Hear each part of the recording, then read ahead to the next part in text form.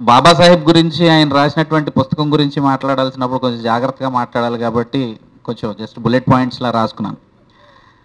First of all, ఈ పుస్తకం తెచ్చినటువంటి ఎన్నెలపెట్ట పబ్లికేషన్స్ శేషు యాక్చువల్గా వాడి కమ్యూనిజం పట్ల చాలా ప్రేమ ఉన్నటువంటి మనిషి.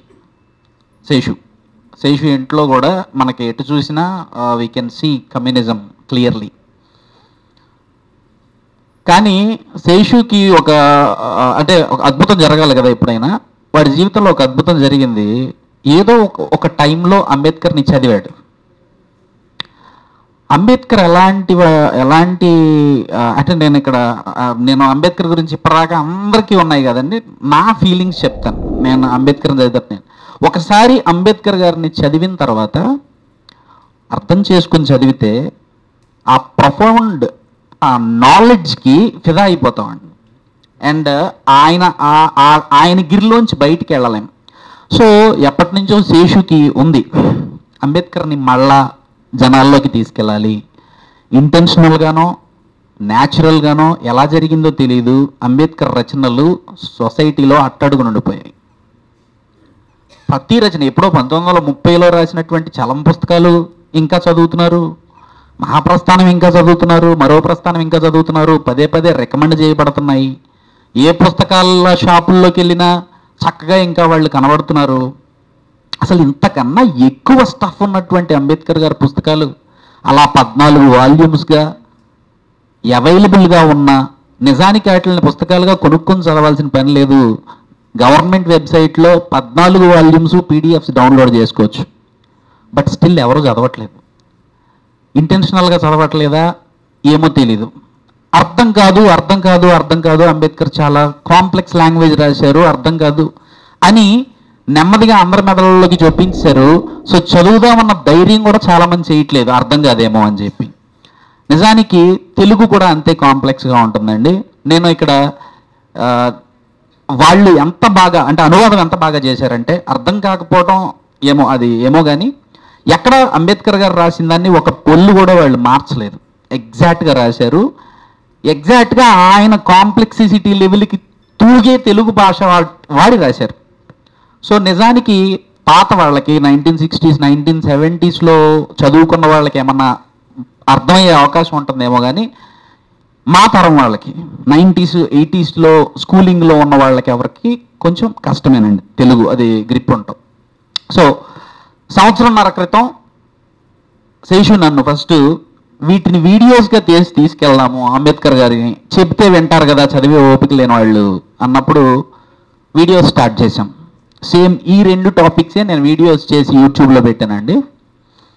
యాక్చువల్లీ ఆ రెండింటికన్నా ముందు నా అన్వేషణ అనే ఛానల్కి సంబంధించినటువంటి రిజర్వేషన్ గురించి ఏదో ఒక వీడియో చేస్తే దానికి కౌంటర్గా నేను వీడియో చేశాను. దానికి బీభత్సంగా వ్యూస్ వచ్చినాయి. ఆ తర్వాత చేసినటువంటి ఈ టాపిక్స్కి పెద్దగా వ్యూస్ రాలేదు. సో అది కూడా మళ్ళీ డిసప్పాయింట్మెంట్. అంటే ఓకే మనం చేస్తున్నాం కానీ చూడట్లేదు, చూసేవాళ్ళు కూడా ఉన్నారు కానీ ఊహించిన రెస్పాన్స్ కాదు అది. సో మళ్ళీ అది అలా మరుగున పడిపోయింది. రీసెంట్గా life at the rate of Buttayagudem పుస్తకానికి పనులు జరుగుతున్నటువంటి టైంలో శేషు మళ్ళీ ఒకసారి నాతో అన్నాడు, నువ్వు మళ్ళీ ఎందుకు కుల నిర్మూలనని రీట్రాన్స్లేట్ చేయకూడదు అని చెప్పి. అసలు నువ్వు ఆ మాటని సాహసమైనా ఎట్లా చేసావు, దాన్ని అర్థం చేసుకోవటానికే చాలా బాధ, మళ్ళీ దాన్ని ఇంకొక అనువాదం చేయటం కూడా నా వల్ల కాదేమో. నీ వల్ల కాకపోయింది, నువ్వు సరిగా చేయకపోతే మ్యాక్సిమం ఏం చేస్తాం, ప్రింట్కి వెళ్ళటం మానేస్తాము.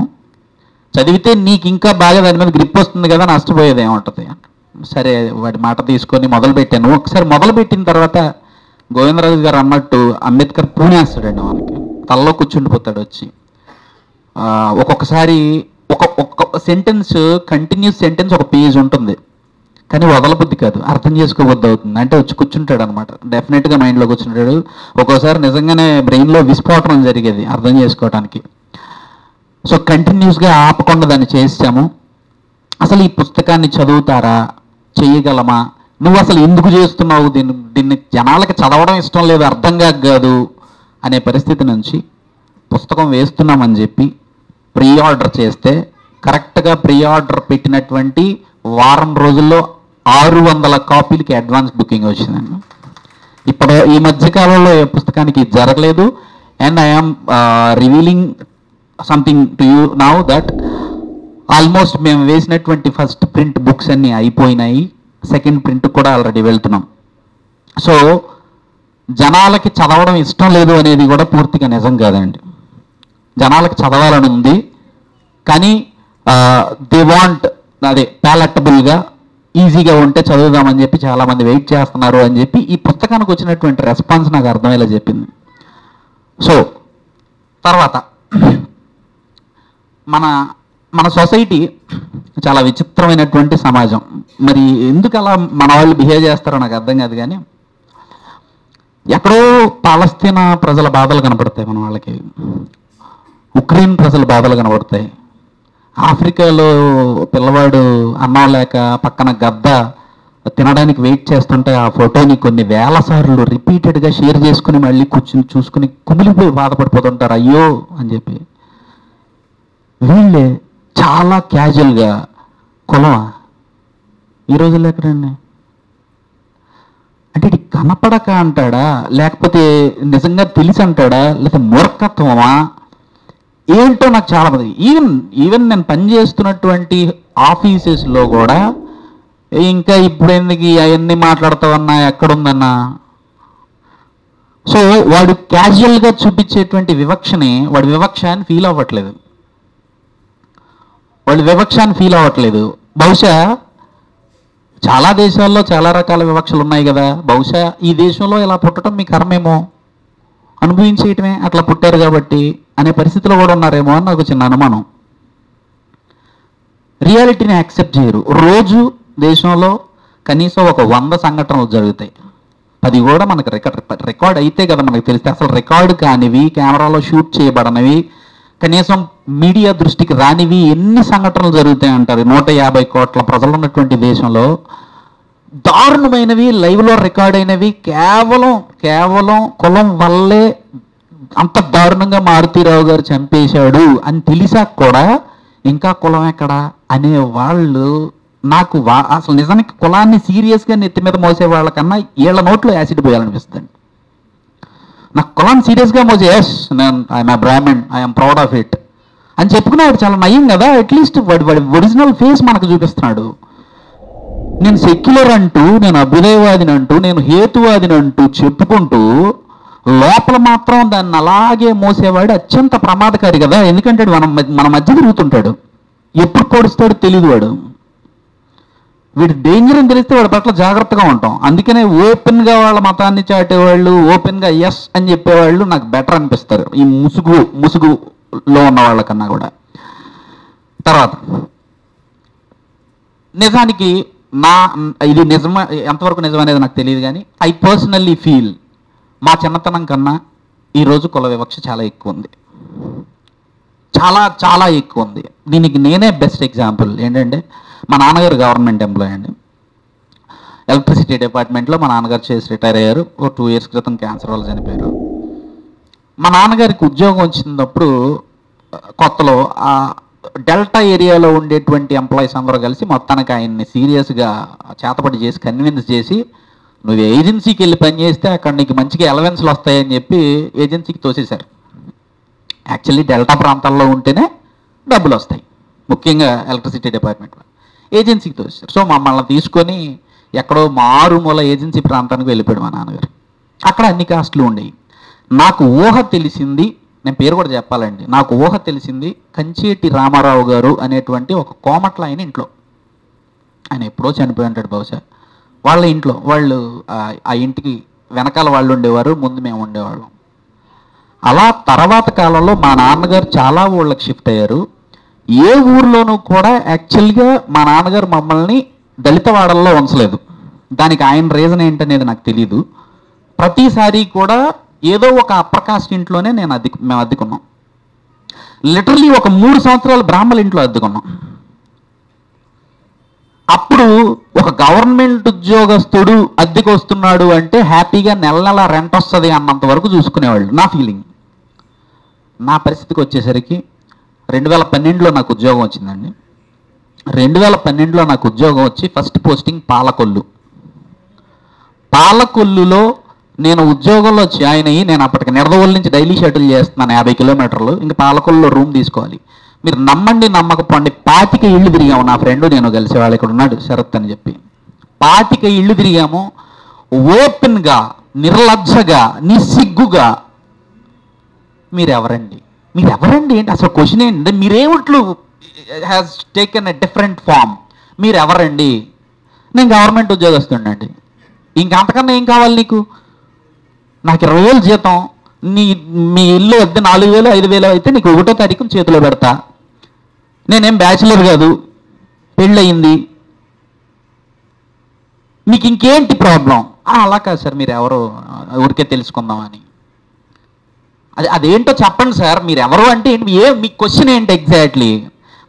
నేను కొంచెం వితండవాదం కాబట్టి లేదులేండి సార్ వెంటనే అప్పటిదాకా మాట్లాడి ఇలాగ ఇంకో రివర్స్ క్వశ్చన్ అయ్యి, వెనకాల నుంచి అరుస్తుంది కూతురు, అమ్మా నిన్న ఒకళ్ళు వచ్చి అడిగి వెళ్ళారు, చెప్పేశాం కదా, బోర్డు తీయడం మర్చిపోయావా? ఇది 2012 ఎక్స్పీరియన్స్. 2012 తర్వాత అలాంటి ఎక్స్పీరియన్స్ చాలా జరుగుతూ 2020లో అమలాపురంలో పోస్టింగ్కి వెళ్ళానండి నేను. అమలాపురం, మీరు సరదాగా ఎప్పుడన్నా గోదావరి జిల్లాల పట్ల చాలా ఒక రకమైన గోదావరి జిల్లాలు, పచ్చని జిల్లాలు, మచ్చలేని మనుషులు అని రాస్తుంటారు కదా. కుల గజ్జితో నిస్సిగ్గుగా రోడ్ల మీద పొరిలేటువంటి మనుషులు మీకు గోదావరి జిల్లాల్లో కనపడినంతగా ఈ భూమండలం మీద ఎక్కడ కనపడరు, ఇంకెక్కడ కనపడరు. అందులో బహుశా దానికి క్యాపిటల్గా అమలాపురంని కూడా ప్రకటించొచ్చాము. సీరియస్లీ అండి, నేను రాసిస్తున్నాను. మీరు సరదాగా అమలాపురం వెళ్ళండి ఎవరైనా కూడా. అమలాపురంలో క్వశ్చన్ మారింది నాకు. మీరెవరు? మీరు క్రిస్టియన్లా? మీరు క్వశ్చన్ అర్థం చేసుకోండి. మీరు క్రిస్టియన్లా? రూపాంతరం కదా. అలా అందరికీ క్లియర్గా అర్థమైపోయింది. గోదావరి జిల్లాల్లో ఉన్నటువంటి అప్పర్ కాస్ట్ పీపుల్ అందరికీ ఏం అర్థమైపోయిందంటే, ఇక్కడ ఉన్నటువంటి 99% దళితులు క్రిస్టియన్లుగా మారిపోయారు. ఇప్పుడు అనవసరంగా మీరు ఎస్సీలా, మీరు ఏమిట్లు అంటే ఎవడేం కేసు పెడతాడో, ఎందుకు వచ్చిన గొడవ అని మీరు క్రిస్టియన్లా. మీరు క్రిస్టియన్లు? అవునండి మేము క్రిస్టియన్లు. అంటే మేము క్రిస్టియన్లకి వెళ్ళేవ్వండి. ఎందుకు ఇవ్వడు క్రిస్టియన్కి? అంతే, మేము క్రిస్టియన్లకి వెళ్ళేవాం. క్రిస్టియన్లకి వెళ్ళేవాడు వాడు అంటే అక్కడ కూడా మళ్ళీ నేను దళితుడికి ఇవ్వననే దాన్ని వేరే భాషలో చెప్తున్నాడు అంతే.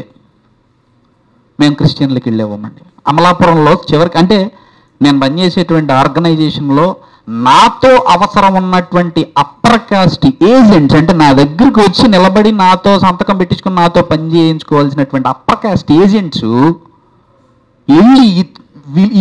ఇల్లు వెతికి రికమెండ్ చేసి మావాడేనండి అని చెప్పితే తప్ప నాకు ఇల్లు దొరకలేదండి. పైగా వాడు నన్ను ఆ ఇంటికి తీసుకెళ్తూ, ఏమండి మీరేం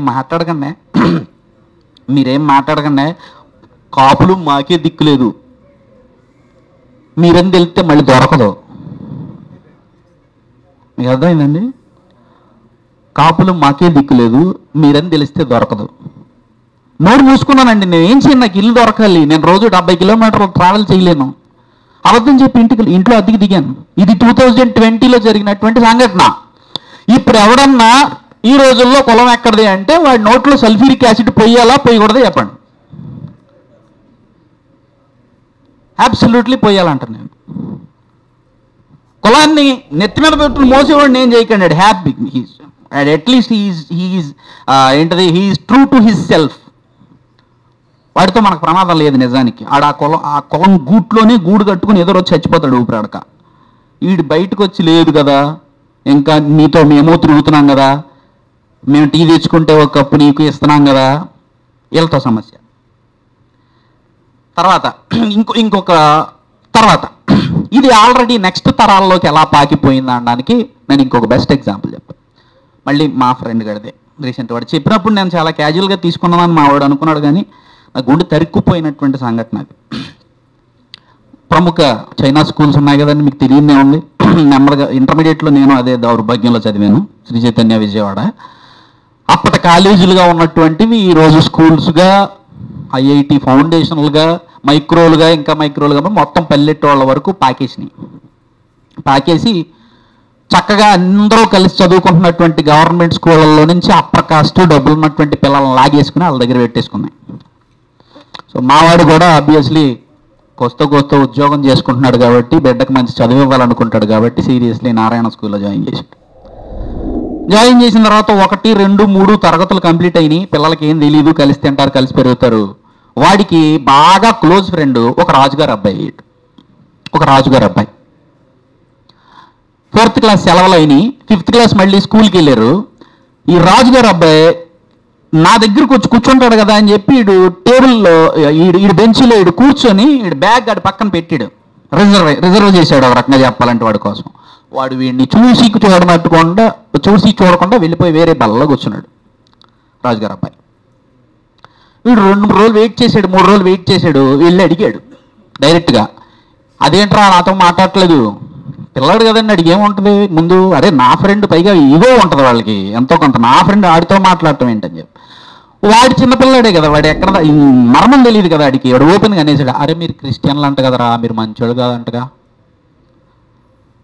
వాడు ఏమైపోయి అంటాడు చెప్పండి నాకు క్షణం. వాడికి అర్థం కాదు కదా ఫస్ట్ అసలు క్రిస్టియన్ అయితే మంచోడు కాకపోవడం ఏంటి. వాడి ఇంటికి వచ్చి ఏడుస్తూ కూర్చున్నాడంట. వాళ్ళ అమ్మకి ఎలా ఈ పరిస్థితిలో ఒక తల్లి పిల్లవాడిని ఏమని సముదాయించాలి చెప్పండి. మీరు క్రిస్టియన్లు అంట కదా, మంచోళ్ళు కాదు కదా అని చెప్పి వాడి ఫ్రెండ్ అంటే ఈ ఇంటికి వచ్చి మనం క్రిస్టియన్లం కదమ్మా, అందుకు మనం మంచోళ్ళం కాదా అని అడిగితే ఆడు ఏం చెప్పాలి? ఆవిడికి అర్థం కాదు, ఏడుస్తూ కూర్చున్నాడు. ఇంటికి మావాడు డ్యూటీ నుంచి వచ్చిన తర్వాత విషయం చెప్తే, ఇది అసలు మీరు తెలుసుకోవాల్సింది. మావాడు స్కూల్కి వెళ్ళి ప్రిన్సిపాల్ దగ్గర, ఏంటి సార్ ఇది, పిల్లలు నేర్చుకోవాల్సిన ఇవేనా? వాడు వచ్చి స్కూల్లో డైరెక్ట్గా ఆ మాట్లాడే ఫ్రెండ్ అడిగాడంటే వాడికి వాళ్ళ అమ్మ నేర్పించిందో నాన్న నేర్పించాడో, లేదా వాళ్ళిద్దరూ మంచోళ్ళే అయితే సెలవుల్లో అమ్మమ్మ ఇంటికో నానమ్మ ఇంటికి వెళ్తే వాళ్ళు నేర్పించారో ఇలాంటి మాటలు అనొచ్చా అంటే, ప్రిన్సిపల్ చాలా క్యాజువల్గా, సార్ పిల్లలు దెబ్బలాడుకుంటారండి, వాటి గురించి మీరు స్కూల్కి వచ్చేస్తే ఎలా అండి? దేని గురించి సార్ మేము స్కూల్కి వచ్చింది? ఆడు పెన్సిల్ లాగేసుకుంటే కొట్టుకున్నందుకు స్కూల్కి వచ్చింది అంటే ఎంత లైట్గా తీసుకున్నాడు చూసారా విషయం నాడు, చాలా లైట్గా. అదే స్కూల్ ప్రిన్సిపాల్ రిపబ్లిక్ డేకి ఫ్యాన్సీ కాంపిటీషన్ పెట్టి అదే స్కూల్లో 20 మంది జాతీయ నేతల పేర్లు ఇచ్చారట.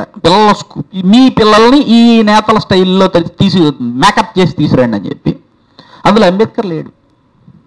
ఏ రోజు? మళ్ళీ జనవరి 26 రిపబ్లిక్ డే రోజు.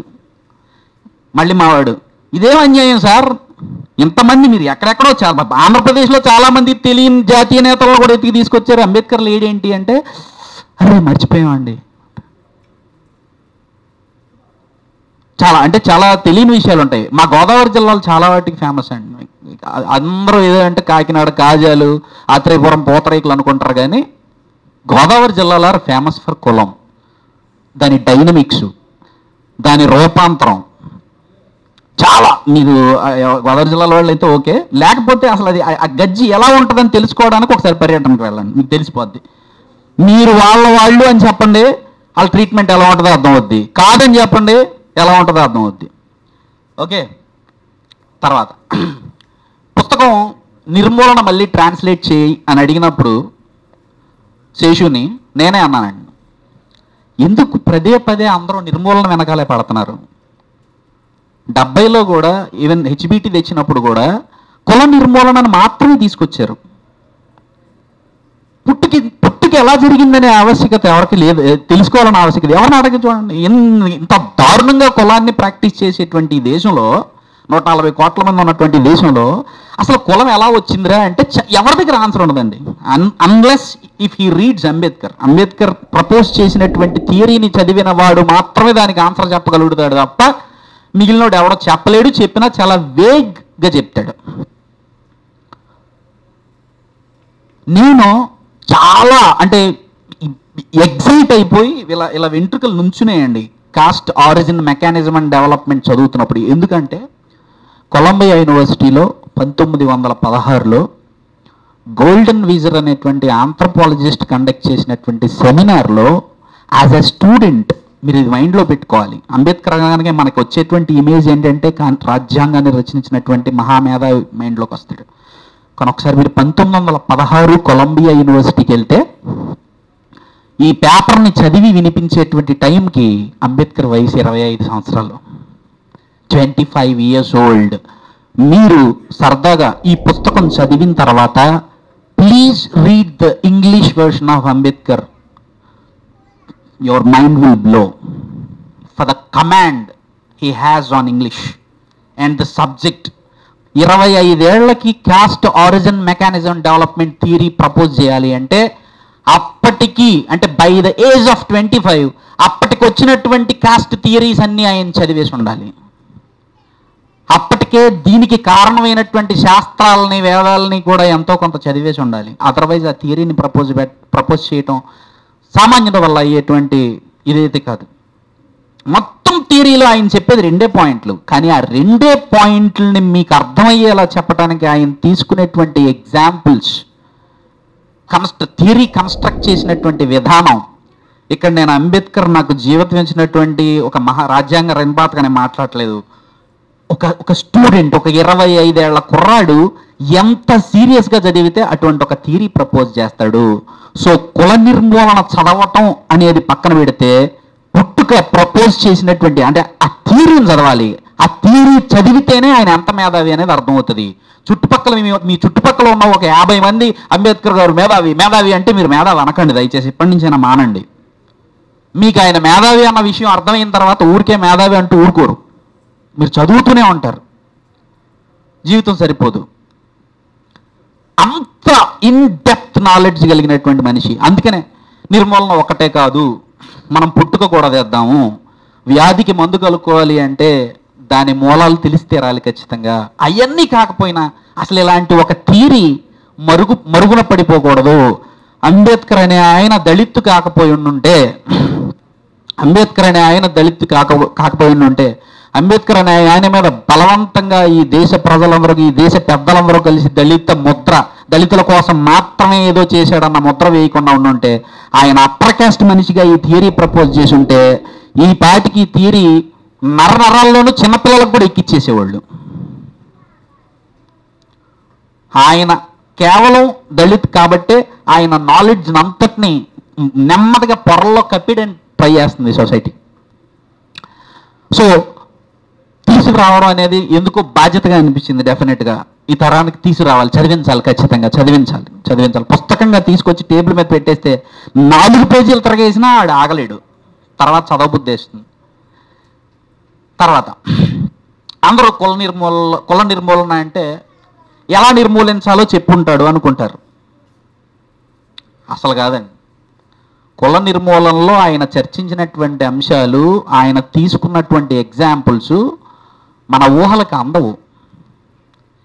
ఇక్కడి నుంచి సడన్గా రోమ్కి వెళ్తాడు, రోమ్ ఎగ్జాంపుల్ చెప్తాడు. ఐరిష్ హోమ్ రూల్కి వెళ్తాడు, అక్కడ ఎగ్జాంపుల్ చెప్తాడు. కమ్యూనల్ అవార్డు ఎందుకు ఇవ్వాల్సి వచ్చిందో చెప్తాడు. అసలు మీరు కులాన్ని బద్దలు కొట్టాలి అంటే వేటిని బద్దలు కొట్టాలో చెప్తాడు. సహ్యాద్రి ఖండం అనేటువంటి ఒక పుస్తకం నిమ్న కులాల మీద చల్లినంత మురికి ఇంకా ఈ భూమి మీద ఏ పుస్తకం చల్లలేదు. అసలు ఇంత నీచంగా ప్రపంచంలో ఎక్కడ పుస్తకాలు రాయబడలేదు. కేవలం ఒక మనిషిని ఈడు వేదవా, ఈడు తక్కువ కులమోడు, ఈడు అది, ఈడిది, ఈడి గొప్ప, ఈడు ఉండాలి, వీడికి క్యారెక్టర్స్ ఉంటాయి, ఈ కులంలో పుట్టాడు కాబట్టి ఇలా రాయబడిన పుంకాల పుస్తకాలు ఉన్నాయంట మనకి.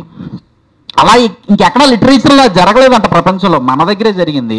భారతదేశం యొక్క ప్రత్యేకత అది. సో ఈ పనికి మాలినటువంటి చెత్త అంతటిని నిర్మూలించాలి అంటాడు అని చెప్తూ, ఊరికే వాటి వల్ల అని చెప్పడు, వాటిలో క్లియర్గా ఎక్కడెక్కడ ఏమేమి ఉన్నాయో ఎగ్జాంపుల్స్ కోట్ చేస్తాడు. ఆయన చేసి ఆయన చాలా సీరియస్గా అంటాడండి. యాక్చువల్గా కుల నిర్మూలన స్పీచ్ స్టార్టింగ్లోనే అంటూ, ఇదేదో జరిగే పని అయితే నేను అనుకోవట్లేదండి అని అంటాడు. కులానికి మధ్య కట్టినటువంటి గోడ వీళ్ళు ఏ మెటీరియల్తో తయారు చేశారంటే, ఆ మెటీరియల్ని బద్దలు కొట్టేటువంటి డైనమైట్ లేదు. అంత స్ట్రాంగ్గా వీళ్ళు కులాలకి మధ్య గోడ కొట్టారు. మీరు ఎంతో సీరియస్గా ఫైట్ చేసి ప్రజలందరిలో ఉత్తేజం తెప్పిస్తే ఏమన్నా రాబోయే ఒక 50 ఏళ్లలో ఈ గోడలో ఒక పగులు మాత్రం కొట్టగలరేమో అంటాడు. Such a strong system it is, stupid system it is. So ఆయన ప్రపోజ్ చేసే టైంకి, థియరీ ప్రపోజ్ చేసే టైంకి భారతదేశ జనాభా ఎంతండి? 4 కోట్లు. 4,000 కులాలు, 4,000 కులాల గుంపులు, 40 కోట్ల మంది ప్రజలు. సో కులం నిర్మూలించబడలేదు. అసలు ఆయనకి యాక్చువల్గా మన వాళ్ళు రాజకీయాలు చేయడం ఇష్టం లేదండి. ఇండియన్ నేషనల్ కాంగ్రెస్ మీద అంబేద్కర్ గారికి విపరీతమైనటువంటి కోపం ఉంది. ఎందుకంటే వీళ్ళు ఉవ్విళ్ళు ఓడుతున్నారు, మా రాజ్యం మాకు కావాలి, మేమే దేశాన్ని పరిపాలించుకుంటాం, మేము కూడా పరిపాలనలో భాగం పంచుకుంటాం అని బీభత్సంగా బాలగంగాధర తిలక్ లాంటి వాళ్ళందరూ ఉవ్విళ్ళు ఓడుతుంటే, ఎందుకు సార్ ఇంత కష్టపడిపోతున్నారు, మీకు ఎందుకు అసలు రాజ్యాధికారం, ఏం చేసుకుంటానికి? ఇంత నీచమైన నికృష్టమైనటువంటి కుల వ్యవస్థను ఉంచుకుని దాన్ని నిర్మూలించుకోకుండా, సంఘ సంస్కరణ చేసుకోకుండా మీరు రాజ్యాధికారం తెచ్చుకుని ఏం చేసుకుంటారు? కులం గోడల మీద, కులం పునాదుల మీద ఒక జాతిని నిర్మించలేము, నీతిని నిర్మించలేము. దాన్ని నాశనం చేయండి. ముందు ఎంతోమంది అదే చేశారు. మత సంస్కరణలు జరిగిన తర్వాతే రాజకీయ సంస్కరణలు జరిగినాయి. మీరు అవి చేసుకోకుండా, మత సంస్కరణలు చేసుకోకుండా, సామాజిక సంస్కరణలు చేసుకోకుండా మాకు స్వాతంత్రం వచ్చేస్తే మేము పాలించేసుకుంటాం వీళ్ళు ఉంటారు. అందుకనే ఆయన చాలామంది కంప్లైంట్ అది, స్వాతంత్రోద్యమంలో సీరియస్గా ఏం రోల్ ఉంది అంబేద్కర్ గారిది అంటే ఆయనకు భయం అదే. వీళ్ళు కులాన్ని ఇలాగే ఉంచి స్వాతంత్రం తెచ్చుకుని కొత్తగా పరిపాలన, కొత్త రాజకీయాలు చేద్దాం అనుకుంటున్నారు. అప్పుడు నా వాళ్ళ పరిస్థితి ఏంటి? పెనం మించి పొయ్యిలో పట్టమే. ఊహించాడు, అదే జరిగింది. ఇంకో మాట అంటాడండి, గొప్ప మాట.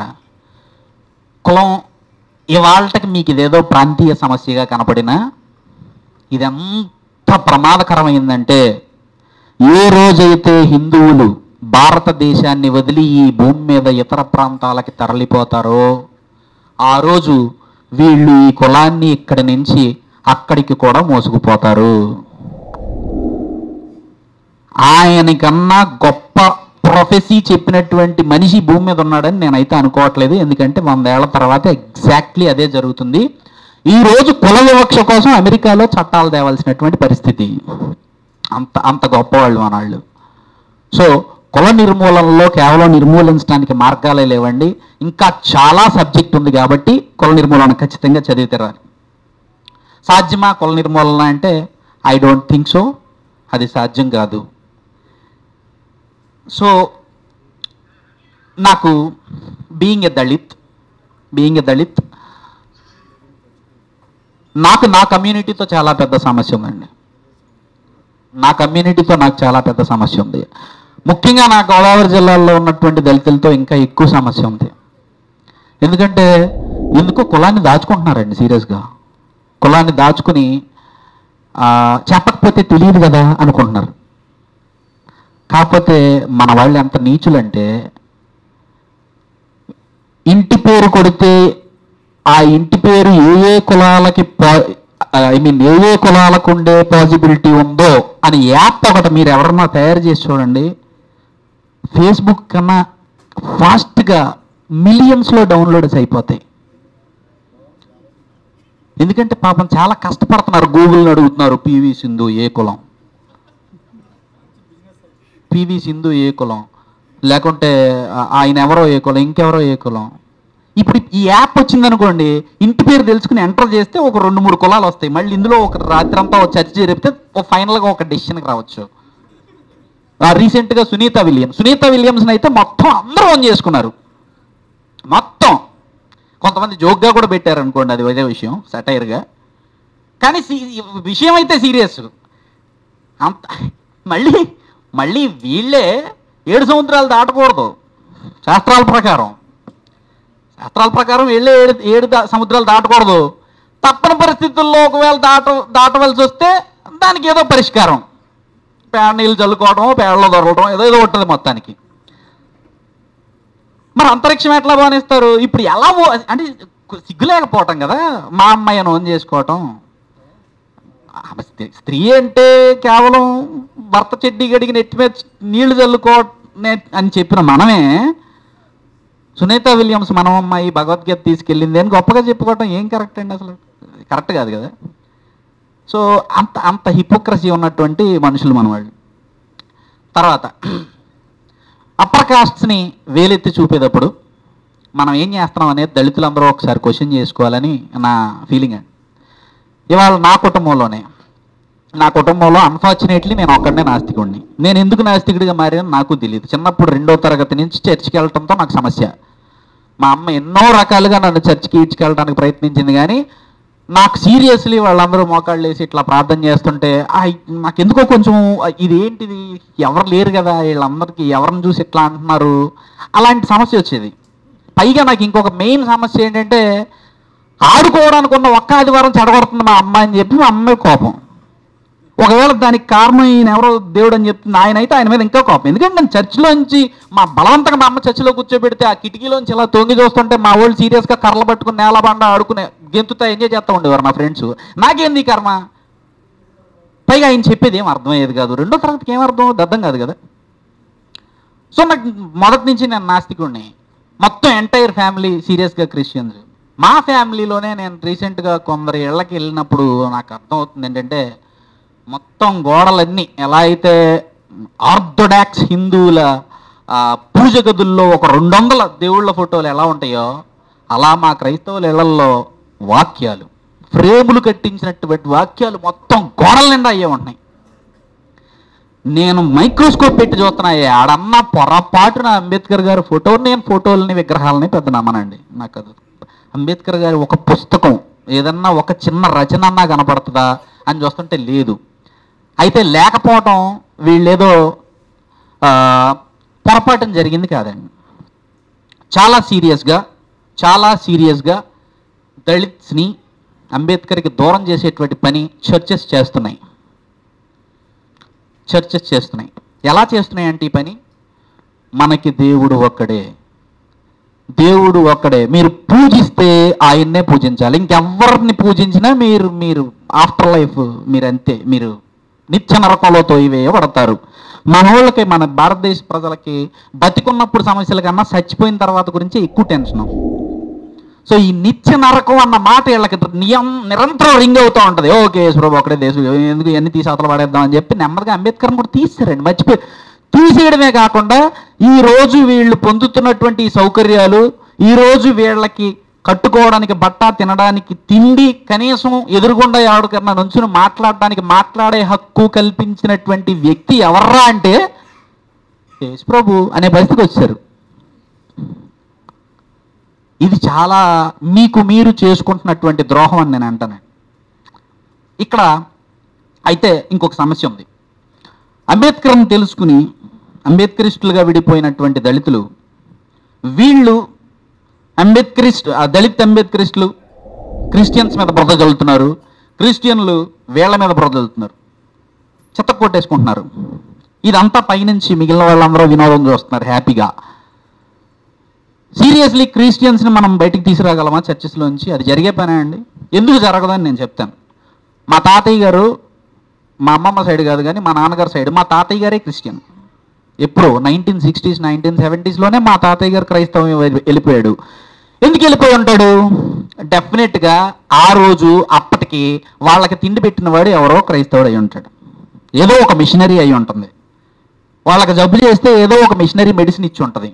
సో ఆటోమేటిక్గా తిండి పెట్టిన వాడి కన్నా గొప్పడు, తిండి పెట్టినవాడు దేవుడు కదండి, మనమే కదా అంటాం, తిండి పెట్టినవాడు దేవుడే కదా. సో ఒక 2 ఆకలితో ఇంక నేను చచ్చిపోతాను అన్నప్పుడు, రానాయన నీకు తిండి పెడతాను అంటే ఆ క్షణం దేవుడు, ఆడే దేవుడు అంటే వాడు ఇదిగో ఇతను దేవుడు అంటే ఆటోమేటిక్గా అటు పోతారు. గోదావరి జిల్లాల ప్రజలకి, కోస్తా గోదావరి జిల్లాల ప్రజలకి ఇంకా చాలా చోట్ల అంబేద్కర్, గాంధీ ఇలాంటి వ్యక్తులు, నేషనల్ మూమెంటు ఏమీ తెలియదు. ఎక్కడో జరుగుతున్నాయి, పల్లెటూళ్ళలో తెలియదు కదా. ఇవన్నీ తెలియక ముందే వీళ్ళ వాడల్లోకి క్రైస్తవ్యం వచ్చేసిందండి. సో ఒకసారి నమ్మకం అనేది పుట్టిన తర్వాత సైవిశేషి గారు చెప్పినట్టు దాన్ని బ్రేక్ చేసుకోవడానికి మనం ఒప్పుకోం. మతాలు, నమ్మకాలు ఎలాంటివంటే మా అమ్మ మంచిది లాంటివి. మా అమ్మ మంచిది అంతే. ఎవరికో యాక్చువల్గా మీ మదర్ గురించి ఏదో తెలిసి ఉండొచ్చు, కానీ మనం తట్టుకోలేం, కనీసం వినడానికి కూడా సిద్ధపడం. సేమ్ మా అమ్మ మంచిది లాంటిదే మా మతం కూడా, మా నమ్మకాలు కూడా. సో వీళ్ళని అందులోంచి బ్రేక్ చేసి తీసుకురావటం అనేది ఆ ప్రయత్నమే వేస్ట్ అంటాను. ఇది ఎలా జీవితాంతం కొట్లాటగా ఉండిపోద్ది తప్ప ఉపయోగం లేదు. So seriously Ambedkarists and Christians both should think and unite. కొట్టుకోవటం మానేసి దయచేసి కలిస్తే తప్ప మీరు వివక్షకు వ్యతిరేకంగా పోరాడలేరు. వివక్షకి వ్యతిరేకంగా పోరాడలేరని ఎందుకు అంటున్నానంటే వివక్ష అలాగే ఉంటుంది, ఇంకొక 100 సంవత్సరాలైనా వివక్ష అలాగే ఉంటుంది. ఎందుకంటే కులాలు ఉన్నాయి అంటే కుల వివక్ష కూడా ఉంటుంది. ఆబ్వియస్లీ కుల నిర్మూలన జరగదు. There is no possibility at all. ఎందుకంటే ఎవరో చెప్పినట్టు ఏ దేశంలో అన్నా నువ్వు గొప్పోడు అవ్వాలి అంటే, నువ్వు ఒక తెలివైన వాడిగా ప్రూవ్ చేసుకోవాలంటే, ఒక ఇంటెలిజెంట్గా నీ మీద ముద్రపడాలంటే నువ్వు చదవాలి. నువ్వు విపరీతంగా నీ జీవితం అంతా పరుగు పెట్టి ఎక్కడో ఒక ఒలింపిక్స్లో ఒక 2 నిమిషాల గేమ్లో ప్రూవ్ చేసుకోవాలి. లేకపోతే విపరీతంగా చదివి ఒక పిహెచ్డి చేసి ఏదో ఒక ఆవిష్కరణ చేయాలి. అప్పుడు మాత్రమే నువ్వు గుర్తించబడతావు. అదర్వైజ్ నువ్వు ఎంత రిచ్ పర్సన్ కొడుకు అయినా కూతురు అయినా నువ్వు కాలగర్భంలో కలిసిపోతావు, లేదా నువ్వు ఒక మేధావిగా గుర్తించబడవు. కానీ ఇండియాలో హ్యాపీ ప్రివిలేజ్ అది. చక్కగా పలానా చోట పుడితే చాలు, పలానా కులంలో పుడితే చాలు, లేని పోని ప్రివిలేజ్ వచ్చేస్తుంది. ఈ ప్రివిలేజ్ పిల్లలతో ఆగిపోలేదండి. యాక్చువల్గా అప్పర్ క్యాస్ట్ పిల్లల్లో పెరిగేటువంటి జంతువులకు కూడా వచ్చేసింది. మీరు నమ్మండి నమ్మకపోండి, నేను విన్నాను ఇది, మీరు నమ్మరు. ఒకసారి ఎప్పుడో రోడ్డు మీద వెళ్తుంటే ఒక కుక్క చాలా భారీగా ఉంది, గట్టిగా అరుస్తుంది. అయ్యో భలే ఉందరా అది అంటే, చౌదరి గారు పెంచుకునేది అది. సార్ చౌదరి గారు పెంచుకుంటే అది ఎందుకు గట్టిగా? It is some good breed అంతే కదా. It is some good breed. ఆయన ఎక్కడో కొంచెం బాగా డబ్బులు పోసి డబ్బులు ఉన్నాయి కాబట్టి ఎక్కడి నుంచో తెచ్చుకుని ఉంటాడు. అది ఎవరింట్లో పెరిగినా అలాగే మురుగుతుంది. ఏ రేంజ్కి నాటేశారో చూడండి. సో ప్రివిలేజ్ జంతువుల దాకా వచ్చేసింది. సో పిల్లలు ఎందుకు వదులుకుంటారండి? చస్తే వదులుకోరు. సో ఇక్కడ జరగాల్సింది ఏంటంటే వివక్షితులైన వాళ్ళందరూ కొట్టుకోవటం మానేసి ఏకం కావటం అనేది చాలా ముఖ్యము. Otherwise you can't fight this caste evil. నేను టైం ఎక్కువ తీసుకుంటున్నాను, ముగించేస్తాను, అయిపోతుంది. తర్వాత ఇంకొకటి, ఇందాక ఈ డిస్కషన్ 2-3 సార్లు అయిపోయింది. ఇవాళ బ్రాహ్మణుడు ఎవరండి? ఇవాళ బ్రాహ్మణులు అంటే మనం గుళ్ళల్లో పూజారులు, మన ఇంటికి వచ్చి పూజలు చేస్తున్నటువంటి వాళ్ళు వీళ్ళు బ్రాహ్మణులు కాదండి. బ్రాహ్మణ్యాన్ని అనుకరిస్తున్న ప్రతి వాళ్ళు బ్రాహ్మలే.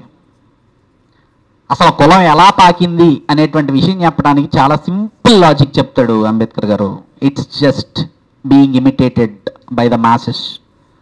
పైవాడిని చూసి కింద వాడిని చేసే అనుకరణే కుల వ్యాప్తికి ఉపయోగపడింది తప్ప మరి ఇంకేం కాదు అని చెప్తాడు సింపుల్గా. మీకు ఆ అనుకరణ అనేది మన సమాజంలో ఈరోజు సీరియస్గా కనపడుతుంది. ఒకప్పుడు కనీసం వాడి ఇంటి గుమ్మం తొక్కలేదు బ్రాహ్మణ్. ఒక శూద్రుడు అంటే ఏ కులాలు వచ్చేస్తాయో మీ అందరికీ తెలుసు. వాడి ఇంటి గుమ్మం తొక్కలేదు. కానీ ఈరోజు అదే శూద్రులు ఏదన్నా ఇంట్లో పూజ చేసుకుంటే అచ్చంగా బ్రాహ్మణులా మేకప్ వేసుకుంటారు. మీరు అబ్జర్వ్ చేయండి, నీట్గా పంచగట్టుకుంటారు. ఇదంతా ఎవరిది? వీళ్ళు ఏమన్నా ఒక 50 ఏళ్ల క్రితం ఇలాగే కట్టుకున్నారా? కట్టుకోలే. అసలు ఒక 50 ఏళ్ల క్రితం వీళ్ళు ఎవరు కొంటి మీద గొడ్డలే లేవు. నెమ్మదిగా డబ్బులు సంపాదించుకున్న తర్వాత, ఆర్థికంగా స్థిరపడిన తర్వాత, కాస్త రాజకీయ శక్తి సంపాదించిన తర్వాత ప్రతి కులము చేస్తున్నటువంటి పని బ్రాహ్మణుణ్ణి అనుకరించడమే. సో ఒకసారి బ్రాహ్మణుణ్ణి అనుకరించడం అంటూ మొదలెట్టిన తర్వాత అందులో ఫస్ట్ రూల్, బుక్లో రూల్ నెంబర్ 1, నువ్వు చేయాల్సింది దళితుణ్ణి హీనంగా చూడటము. ఇది నేర్చుకోవాల్సినటువంటి ఫస్ట్ రూల్. ఈ మొత్తం సమాజం నిలబడింది దళితుడి గుండెల మీద మాత్రమే నిలబడింది. అట్టడుగున ఉన్నటువంటి దళితులు మొత్తం ఏదన్నా ఫెమైన్ వచ్చి ఒకేసారి చచ్చిపోయినా, అందరికైనా పైన ఉన్న వాళ్ళు ఎలిమినేట్ అయిపోయినా కులం పోద్ది ఆటోమేటిక్గా. కేవలం వాడు మాకన్నా హీనుడు అన్న ఒక ఉటోపియాలో మొత్తం ఒక 140 కోట్ల మంది ప్రజలు ఉన్నటువంటి దేశం బతుకుతుంది. చాలా చాలా విచిత్రమైనటువంటి సమాజం ఇది. సీరియస్లీ అండి, అంబేద్కర్ గారి పుస్తకాలు ఎవరో ఒకళ్ళు అనుకుంటే అది అయ్యే పని కాదండి. ఆయన ఒక చోట అంటాడు, మనువు నిజంగా అలాంటి వాడు అనేవాడు ఉన్నాడని నేనైతే అనుకోవట్లేదు. కానీ వాడే గనక ఉండుంటే వాడు ఒక డేర్ డెవిల్. వాడు ఈ దేశంలో ఒక అశరీర ఆత్మగా 1000 ఏళ్లుగా అలా బతికే ఉన్నాడు అంటాడు. అయితే ఈ మాట అన్న అంబేద్కర్ ఏం చేశాడంటేనండి, మన అందరినీ కాపాడటానికి, అంటే చాలామంది మర్చిపోయారు అంబేద్కర్ వాళ్ళకేం చేశాడు అన్నటువంటి విషయం. వీళ్ళందరినీ కాపాడటానికి మధ్యలో ఆయన ఆత్మను పరిచాడు అంబేద్కర్ గారు. మనువుకి మనకే మధ్యలో ఆయన ఆత్మని పరిచాడు through his constitution, through his writings and speeches.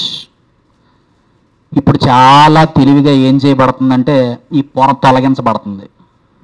ఈ మధ్యలో ఒక రకంగా మనం దీన్ని ఓజోన్ లేయర్ అనుకుంటే, అంబేద్కర్ గారి writings and speeches and his constitution and his ideas of socialism and his ideas of secularism, ఈ ఐడియాస్ అనే ఈ ఓజోన్ లేయర్, ఈ ప్రొటెక్టివ్ లేయర్ని నెమ్మదిగా పీలికలుగా చింపేస్తే మళ్ళా డైరెక్ట్గా మనకి మనువుగడు పడిపోతాడు మీద. ఒక్కసారి మనువు మళ్ళీ ఆక్రమించుకున్న తర్వాత దేశాన్ని మొట్టమొదట నష్టపోయేది మళ్ళీ అర్జెంటుగా దళిత్స్, తర్వాత మిగిలిన సెక్షన్స్. కాకపోతే వాళ్ళకన్నా అర్థం కావట్లేదు. అందరికన్నా ముందు దళితులు, అందరికన్నా ముందు విమెన్. నాకు సీరియస్గా మా మనువాదాన్ని విపరీతంగా నెత్తికెత్తుకునే ఆడవాళ్ళని చూస్తే జాలేస్తుందండి, కోపం రాదు. సీరియస్గా వాళ్ళ నుంచి మనువాదాన్ని ఇంప్లిమెంట్ చేస్తే అసలు తట్టుకోగలరండి? తట్టుకోగలరా? 100 అక్కర్లేదు, సరదాగా సతీసాగా మనం ఇంప్లిమెంట్ చేస్తేనో అవుట్ కదా. సో అదేం తెలియక ఇదేదో గొప్పది అనుకుంటున్నారు. సో ఇంకా నా స్పీచ్ని ముగిస్తానండి. నేను కొన్ని కంప్లైంట్స్ కూడా విన్నాను. అనువాదం పూర్తి స్థాయిలో చేయలేకపోయానని, ఎక్కడన్నా కొన్ని వదిలేశానని చెప్పి. ఇది నేనే యాక్సెప్ట్ చేస్తున్నాను. ఎందుకంటే నేను మొదలుపెట్టిన ఉద్దేశమే అందరికీ అర్థమయ్యేలా చేయటం. సో ఆ అర్థమయ్యేటువంటి క్రమంలో చదివే స్పీడ్కి ఎక్కడ ఏది బ్రేక్ పడుతుంది, ఇది బ్రేక్ వేసే అవకాశం ఉంది అనుకుంటే దాన్ని కుదిరినంత సాఫ్ట్ చేశాము. ఎక్కడన్నా కొండకొచ్చో ఒక్కొక్క లైన్ తీయాల్సి వచ్చింది అంతే తప్ప, అది కూడా డెఫినెట్గా అది తీసేస్తే ఎసెన్స్ పోయేదైతే కాదు. బట్ మా శేషు అంటాడు, స్టిల్ ఈ పుస్తకం రిలవెన్స్ 15 సంవత్సరాలే, లేదా 10 నుంచి 15 సంవత్సరాలే తర్వాత మళ్ళీ ఖచ్చితంగా మరో అనువాదం రావాలి. ఇది 90s 20s పిల్లల కోసం ఈ అనువాదం అనుకుంటే, ఈ తరం పిల్లల కోసం మళ్ళీ రావాలి కదా.